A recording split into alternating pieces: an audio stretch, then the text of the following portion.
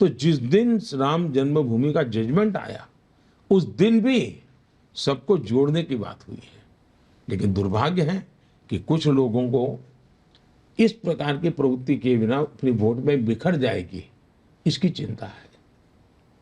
प्रधानमंत्री जी, आपके हर कार्य पर सवाल उठाए जाते हैं।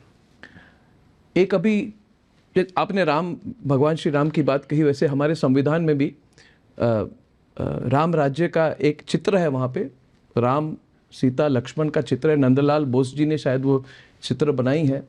और आज कहा जाता है कि नरेंद्र मोदी जी से डरिए, अगर नरेंद्र मोदी जी तीसरी बार प्रधानमंत्री बनेंगे, ये 400 पार क्यों चाहते हैं, इनकी मंशा क्या है। और ये कही जा रही है, इसमें बहुत सीधी तरह से आपसे पूछ रहा हूँ, कही जा रही है कि अगर इस बार प्रधानमंत्री बने और भी ज़्यादा ताकतवर प्रधानमंत्री बने तो इस संविधान को बदल देंगे। और आपने कहा है कि ये कोई बदल नहीं सकता अंबेडकर जी के संविधान को, मगर ये सवाल इतना उठ रहा है प्रधानमंत्री जी, मैं चाहता था इस इंटरव्यू में थोड़ी विस्तृत तौर से आप अपने पॉइंट ऑफ व्यू को मैं जरूर कहूँगा जी।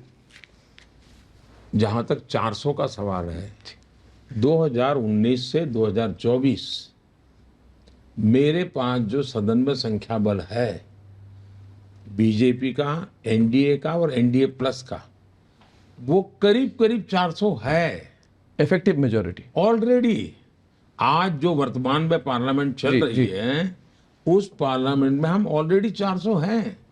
करीब हम 360 एनडीए हैं, और हमें आंध्र मदद करता रहा, हमें उड़ीसा मदद करता रहा, हमें नॉर्थ ईस्ट मदद करता रहा, और 5 साल मदद की है। ये नंबर 400 हो ही जाता है। तो 400 होता है, तो इस चुनाव में 400 पार करने का लक्ष्य कोई तय नहीं करेगा क्या? अगर मैं 400 पर हूं तो मैं मेरे कार्यकर्ता को मोटिवेट करने के लिए 400 पार की बात नहीं करूंगा क्या? और ये जनता से आया जी, दरअसल ये विषय जनता से आया। दूसरी बात, संविधान का जहां तक सवाल है, मैं सदन में संविधान दिवस मनाने के लिए प्रस्ताव लेकर आया। किसने विरोध किया? कांग्रेस पार्टी के स्वयं खड़गे जी ने खड़े होकर के भाषण किया कि संविधान दिवस की क्या जरूरत है, 26 जनवरी है ना भाई।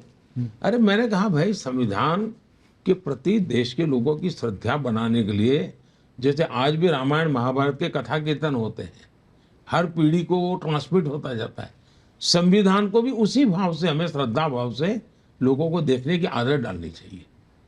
मेरे लिए संविधान वो चीज़ है, जब 60 साल हुए थे संविधान के, तब मैंने भारत सरकार को कहा था कि हमें संविधान का बहुत बड़ा महोत्सव मनाना चाहिए। भारत सरकार ने कुछ किया नहीं। मैंने मेरे गुजरात में संविधान के 60 साल के निमित्त बहुत बड़ा अभियान चलाया था, और इतना ही नहीं, मैंने संविधान ये ग्रंथ को हाथी के ऊपर सजाया था, और मैं खुद हाथी के पैरों के पास पैदल चलता था।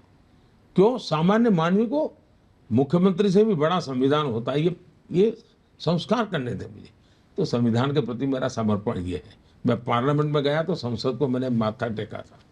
मैं 19 में जब प्रधानमंत्री पद के लिए मेरी पार्टी ने मुझे नेता चुना, तो मैंने पहले मेरा सर संविधान के सामने झुकाया था, तब जाके मैंने पद का ग्रहण करता हुआ भाषण किया था। तो एक तो ये मेरा पक्ष हो गया। दूसरा, कांग्रेस वगैरह ने क्या किया है, देश का संविधान बनने के बाद सबसे पहले फिजिकली उस पर हमला किया उन्होंने, संविधान पर फिजिकल हमला। संविधान का जो शारीरिक रचना थी नंदलाल बोस के चित्रों के साथ, और वो चित्र नहीं थे जी, उसमें एक मैसेज था कि हजारों साल की संस्कृति का एक नई कड़ी हमारा संविधान है, और इसलिए उन्होंने हजारों साली सांस्कृतिक घटनाओं को जोड़ते हुए पेंटिंग बनाए थे। बहुत सोच विचार करके संविधान की बॉडी बनाई गई थी। मैं आत्मा की बात बाद में करता हूँ, मैं बॉडी की बात करता हूँ। ये चित्र मामूली चीज नहीं थी। चित्र राम का था, कृष्ण का था नहीं, उसमें हमारे देश के गणराज्यों की भी चर्चा है चित्रों में जी, है ना, मतलब नरेशन का, यानी पूरी तरह सांस्कृतिक इतिहास है उसमें। उन्होंने सबसे पहले इसको खत्म कर दिया, भारत पर फिजिकल संविधान पर हमला किया।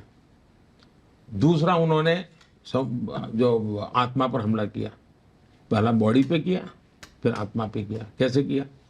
भारत के संविधान का सबसे पहला जो सुधारा किया है पंडित नेहरू जी ने, जो उसमें उन्होंने अमेंडमेंट किया है, वो क्या किया, फ्रीडम ऑफ स्पीच पर रिस्ट्रिक्शन का मतलब उसकी आत्मा पर पहली चोट जो अपने आप को दुनिया में डेमोक्रेसी की बातें करते लोग हैं उन्होंने की। तो पहले शरीर से संविधान को खत्म किया, फिर संविधान की आत्मा को कर, अब वो संविधान की भावना पर हमला कर रहे हैं। संविधान की भावना है हमारे देश के फेडरल स्ट्रक्चर की।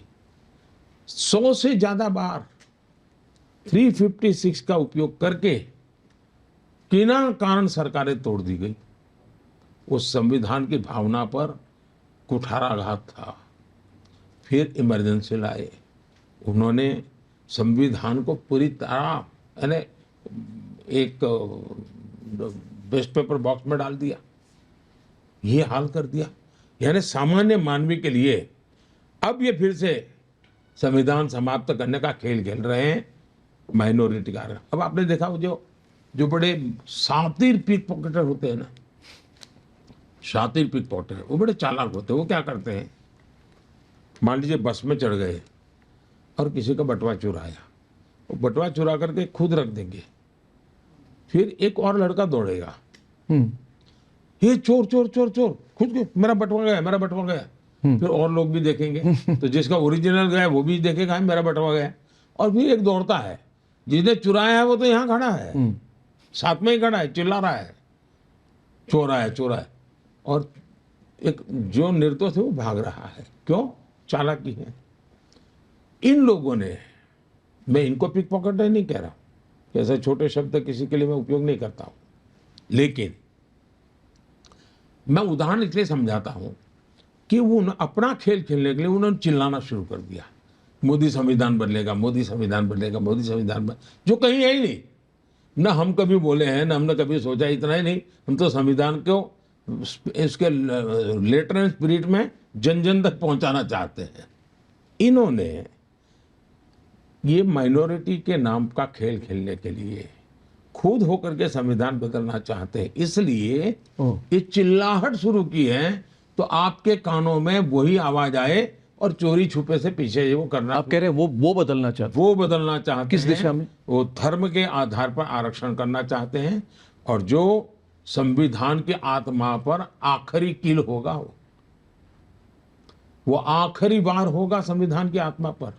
संविधान सभा ने जब चर्चा की, महीनों तक चर्चा की, और उसमें पंडित नेहरू जैसे लोगों को छोड़ दीजिए, बाकी सब सनातनी थे जी, और सबने मिलकर के तय किया हमारे दलितों को आरक्षण मिलना चाहिए, हमारे ट्राइबल को आरक्षण मिलना चाहिए, हमारे ओबीसी को आरक्षण मिलना चाहिए। संविधान की भावना थी, क्योंकि इन लोगों के साथ और कारण थे। जबकि विचार हुआ, गंभीरता से हुआ, धर्म के